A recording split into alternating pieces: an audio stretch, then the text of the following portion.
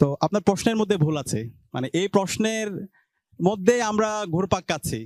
এই জুলাই আন্দোলন গেল, শহীদরা জীবন দিল, 2000 আমাদের ভাই বোন শহীদ হয়েছে, কিন্তু আমরা সে আগের আদর্শিক দ্বন্দ্ব, সে আগের ফেসিবাদী যে বয়ান, সে দিল্লির যে বয়ান, সে বয়ানের মধ্যে ঘুরপাক খাচ্ছি, কিন্তু নতুন বাংলাদেশ নিয়ে কারো ভাবনা নাই।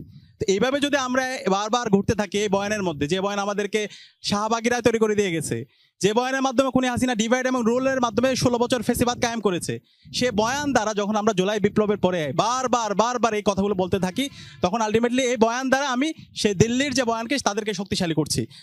দেখেন, 16 বছরে বাংলাদেশে যদি কোনো সংগঠন থাকে, সবচেয়ে বেশি জুলুম করা হয়েছে সেটা হচ্ছে ইসলামী ছাত্র শিবিরের উপরে।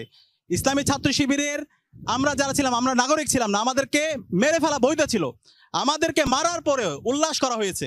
আজকে যারা বড় বড় সুশীল কথা বলে, আমাদের মিডিয়া দুঃখজনকভাবে এটা আমার বলতে হচ্ছে, সেই মিডিয়ায়ও 13 সালে যখন